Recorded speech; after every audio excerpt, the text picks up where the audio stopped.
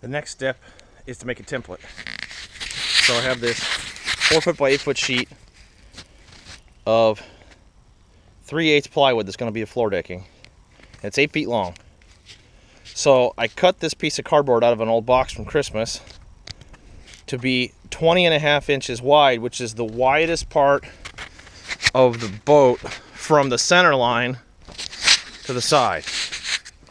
So it's 21.5 inches from here to right there.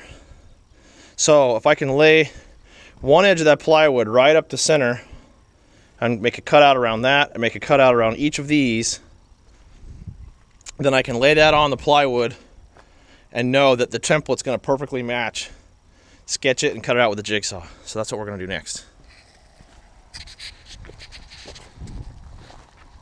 First thing I had to do is figure out how to get this piece of plywood into the boat and transfer all of the needed information for position of ribs and position of vital structures in the framework of the boat onto the cardboard in an accurate way so that I can cut it out and have it translate to plywood. That was a little tricky, and I had to think about it for a minute. How am I going to align this? How am I going to move it around? And the thing that ended up being the biggest challenge for making the template were those vertical metal risers that hold the seats up, or the supports. So right there you can see where it's hitting. I marked those and cut those out with my knife first so I could slip the cardboard down, and then mark the position of each rib, and then took my knife and went through and cut out all the different cutouts for the ribs and all the appropriate things that were going to have to be notched out in the plywood, and made that into the template in the cardboard.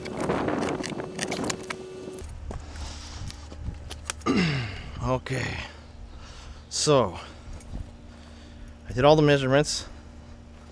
I cut out the plywood. This should be half a boat for the floor. Let's see how it works. One of the things I figured out going back and forth between the boat and the template, making marks and adjustments, was that it wasn't going to the midline consistently.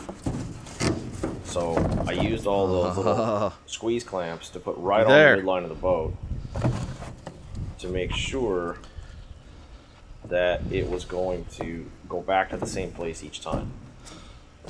And then I could make minor adjustments and figure out where it needed to be tweaked. And it became very evident during this whole process that it would have been almost impossible to do this correctly the first time with a flat, stiff piece of wood. You really need something flexible that you can get in there and make the marks and translate all of that information. And it took a lot of adjustments to get the template where I wanted it. Then I taped it to the board so it couldn't move on the board as I worked, and went around one section at a time and marked each place it needed to be cut out. So the long straight midline of the template was set up on one straight long edge on the side of the board that was a factory cut, so I knew that was going to be straight. And then marked the curve towards the center and all the little insets for the ribs and all the places where all those things had to go, and then unpeeled the tape. Then I made sure that the width from the center line was correct at each different position, because it's kind of hard to make sure that curve was going to be smooth. And then I have a bolt-on attachment for my drill that can be a drill or a saw or whatever, and I have jigsaws, and I have a few different ways, and it seemed like the thing that was working the best was when I was using this little radial saw attachment, because it was easier to cut a nice straight line with that. So first I went through and I cut the big cuts, and then I went to each of those little insets and could cut nice straight lines with that little radial saw for the sides of each of those little notches. I couldn't cut across with it, but I could at least cut in real fast, flip it around, make all the cuts as I needed, and then I came back after all the insets had been established with a chisel and a hammer and tweaked and removed each of the pieces.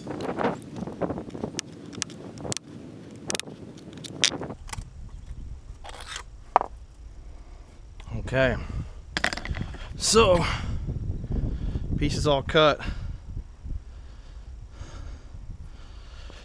Let's see how it goes in there.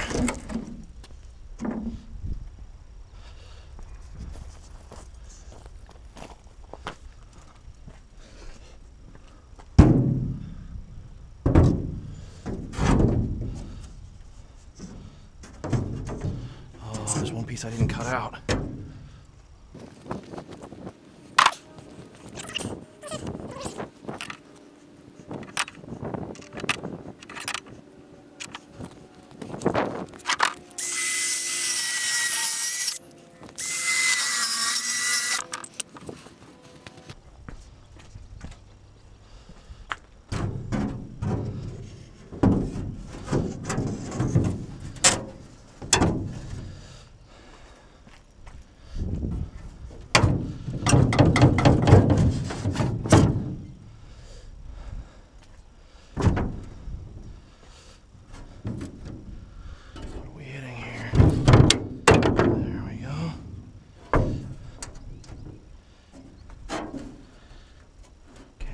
Needs to get trimmed a little over.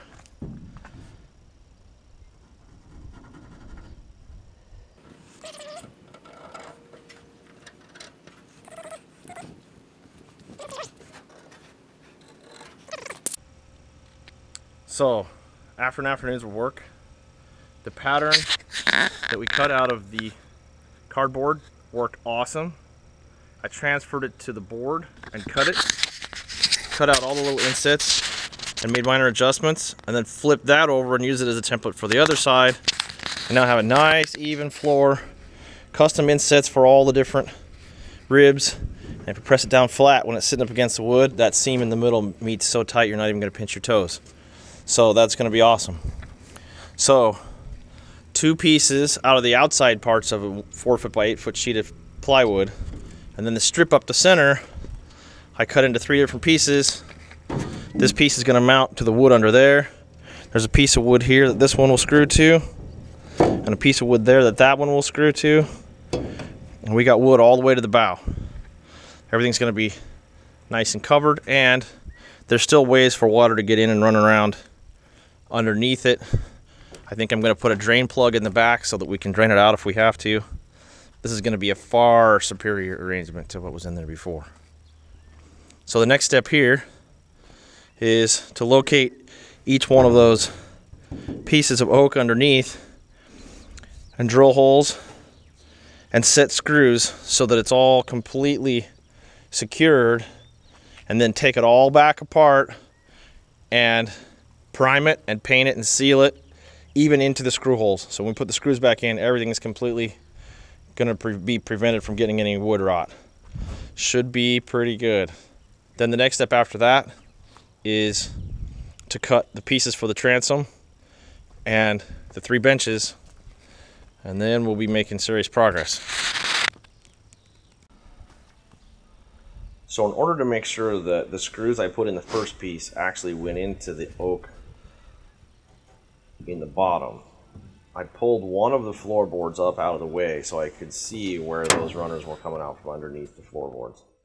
And I got the first piece lined up and wanted to make sure that the center line was really the center line, and it was where I wanted it front to back, because once I put 1 screw in there I shouldn't be able to move it. So then I set up 2 drills so it was just faster. I could set up 1 to drill, 1 to screw, and I would drill through the floorboard with a countersinking drill bit into those oak runners on the bottom, and then tighten up the screws so that they were flush and even a little bit countersunk down into the wood. And I did one on one end, and then the very next screw I did was completely on the other end of the board so that I could make sure that it wouldn't wiggle or go back and forth and move off that midline, because that's the most important part.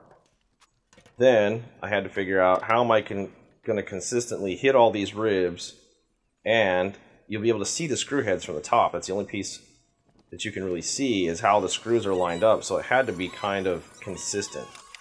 So I had to figure out a method of making sure that I was far enough from the midline and far enough from the changing sides that I could put 2 rows of screws all the way up, and each one had to hit the wood. And I couldn't see the wood on the outer side, only towards the midline. So I had to use my rulers and use my yardstick and whatever pieces I had to try and make sure that the lines I was continuing were actually going to line up over the top of the wood, because I didn't want to drill a hole in the top and then have it miss. It had to actually have something to grab underneath. So meticulously, one at a time, I went through and drilled the holes put the screws in, figured out where to mark the next set of holes, and used the punch to get them started, and drilled and screwed all the way along the length of the boat. So I went all the way up one side, and then I seated the other piece, and then this piece was even trickier because now I can't see the wood at all. All I can see is where the other screws are. So if those first screws were off, I'm more likely to be off even more on the next batch. So I had to be kind of careful about using where I could see the rib come up on the side and where I saw the other screws going in on the other piece, and mark and drill and try to make sure I hit those oak runners each time. And again, I put screws in on the foot and then went to the other end of the boat and put screws in on the bow so that the midline stayed tight all the way along. And then I went back and used each piece, each rib, each runner that needed screws had to be measured and aligned and drilled and then countersunk.